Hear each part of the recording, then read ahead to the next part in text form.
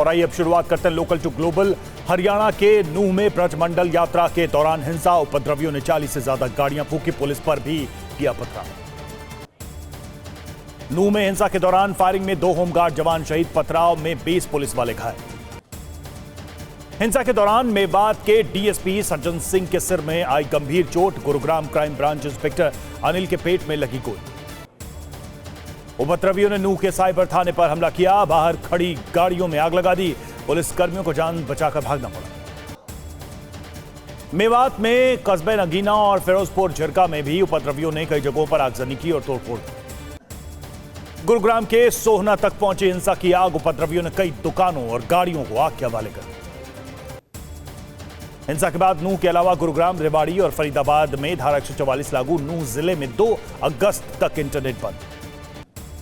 नूह में शांति के लिए दोनों समुदाय के बीच हुई बैठक, प्रशासन के साथ राजनीतिक और सामाजिक लोग भी रहे मौजूद। नूह के कार्यवाहक एसपी नरेंद्र बिजारनिया ने कहा, नूह में स्थिति नियंत्रण में है, दोषियों पर कार्रवाई हो रही है। नूह हिंसा के बाद हरियाणा में हाई अलर्ट। नूह, गुरुग्राम और फरीदाबाद में आज सभी स्कूल और कॉलेज बंद। हरियाणा में अर्धसैनिक बलों की 15 कंपनियां तैनात। नूह और मेवात में आरएएफ की 5 कंपनियां तैनात रहेंगी। हरियाणा के कई जिलों में social media, Facebook, Instagram, Twitter और व्हाट्सएप पर साइबर पुलिस की नजर है। सोशल मीडिया पर भड़काऊ पोस्ट और अफवाह फैलाने की कोशिश करने वाले शरारती तत्वों के खिलाफ भी सख्त कार्रवाई की चेतावनी। गुरुग्राम के जिलाधिकारी ने सोहना में आज बुलाई पीस कमेटी की बैठक, दोनों समुदाय के लोग शामिल रहे। हरियाणा के नूह में हिंसा के बाद राजस्थान के भरतपुर में अलर्ट है। हरियाणा से सटी सीमा पर भी नाकेबंदी। नूह हिंसा पर हरियाणा के सीएम खट्टर ने कहा, दोषियों के खिलाफ सख्त कार्रवाई होगी, लोगों से शांति बनाए रखने की अपील। नूह हिंसा पर केंद्रीय मंत्री राव इंद्रजीत सिंह ने कहा, माहौल बिगाड़ने वालों को किसी भी सूरत में बख्शा नहीं जाएगा। एसपी अध्यक्ष अखिलेश यादव का बीजेपी पर निशाना, कहा, नूह हिंसा डबल इंजन सरकार की नाकामी, सरकार के रूप में बीजेपी का इंजन फेल।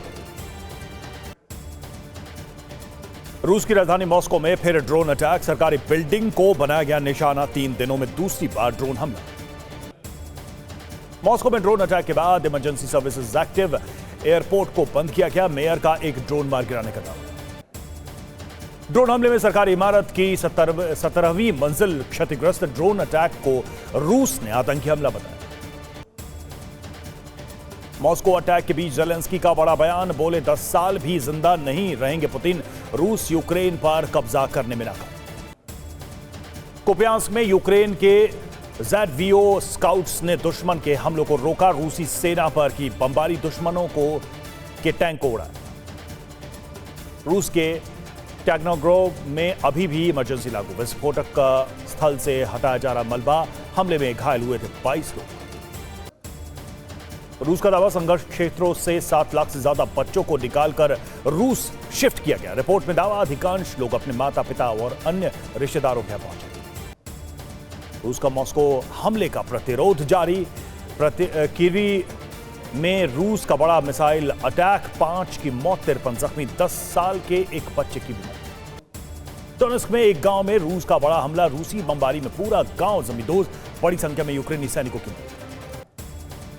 खेरसॉन में रूस के सुखोई 25 फाइटर जेट्स ने यूक्रेन पर की भीषण बमबारी, यूक्रेन के वेपन डिपो को बनाया निशाना। हिमार्स हमले में रूसी कमांड पोस्ट ध्वस्त, हमले में रूस को भारी नुकसान का दावा। रूसी सेना की ज़ैपोरिज़िया में भीषण एयर स्ट्राइक, गाइडेड मिसाइल क्रैंसपोल से यूक्रेनी T-72M1 टैंक के उड़ाए पर खच्चे, हमले में तबाह हुआ यूक्रेनी जंग।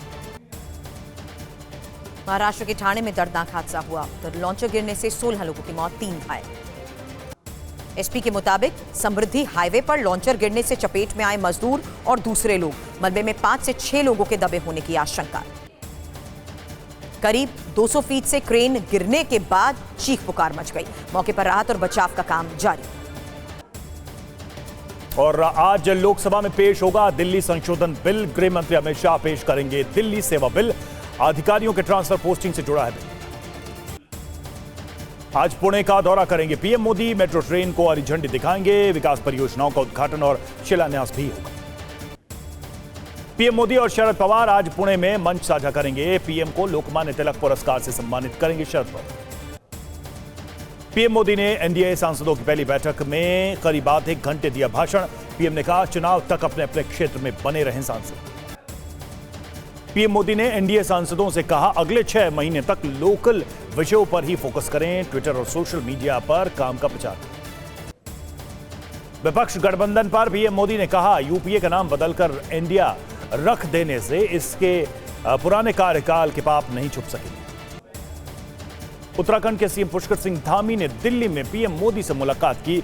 देहरादून मेट्रो के प्रस्ताव को मंजूरी देने का आग्रह किया। एनडीए की बैठक के बाद बीजेपी सांसद हरनाथ सिंह यादव ने कहा, हम लोगों के पास जाएंगे, केंद्र की उपलब्धियों के बारे में बताएंगे। सब्जियों के बढ़ते दाम को लेकर आजादपुर मंडी पहुंचे राहुल गांधी। दुकानदारों से सब्जी की कीमत की जानकारी ली। कांग्रेस ने 5 राज्यों में पर्यवेक्षकों की नियुक्ति की है। मधुसूदन मिस्त्री राजस्थान और रणदीप सुरजेवाला एमपी के पर्यवेक्षक बने। कांग्रेस ने प्रीतम सिंह को छत्तीसगढ़ का पर्यवेक्षक बनाया है। दीपा दास मुंशी तेलंगाना की चुनाव पर्यवेक्षक नियुक्त की गई। कांग्रेस नेता जयराम रमेश ने कहा, नफरत का जिन बोतल से बाहर निकल चुका है, इसको वापस अंदर डालने के लिए सामूहिक प्रयास करने होंगे। मुंबई जयपुर सुपरफास्ट एक्सप्रेस में फायरिंग की जांच के लिए हाई लेवल कमेटी गठित की गई है। आरपीएफ के एडीजी के नेतृत्व में कमेटी जांच करेगी। विपक्षी गठबंधन को इंडिया नाम से नहीं पुकारेंगी बीजेपी। यूपीए के पुराने नाम से ही पुकारा जाएगा। बीजेपी और सरकार दोनों स्तर पर फैसला लिया गया।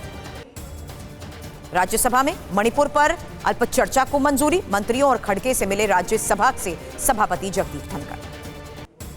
जम्मू कश्मीर पर अकाली नेता सुखबीर बादल का सिख कार्ड। विधानसभा में सिखों के लिए 2 सीटें आरक्षित करने की मांग की गई। पीएम और अमित शाह को लिखी चिट्ठी। लालू परिवार के खिलाफ ईडी का एक्शन। बिहार, दिल्ली, गाजियाबाद में प्रॉपर्टी अटैच की गई। 6 करोड़ से ज्यादा की 6 संपत्ति अटैच। ज़ैपोरिज़िया में यूक्रेन ने लेपर्ड टैंक से किया हमला। फ्रंट लाइन के रूसी सैनिकों पर अटैक। रूसी कब्जे में दाखिल हुआ लेपर्ड टैंक। उग्लेडा में यूक्रेन और डीपीआर फोर्स के बीच जंग जारी। रूस की रक्षा लाइन तोड़ने की कोशिश में यूक्रेन हर रोज 5 बड़े हमले कर रही है। मानिका में यूक्रेन ने MR2 Victor anti aircraft system से रूस के हवाई हमलों को किया नाकाम।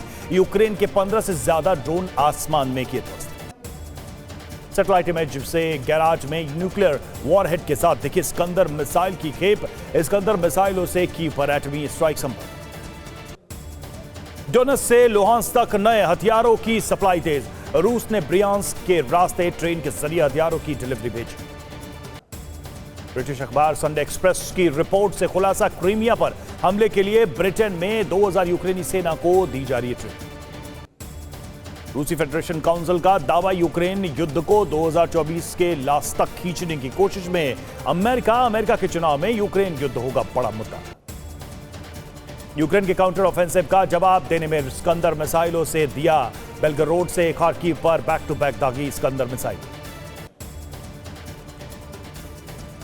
यूक्रेन को जुजैना सेल्फ प्रोपेल्ड गन का मिलेगा नया बैच और कई किलोमीटर रेंज में सटीक हमले करने में सक्षम।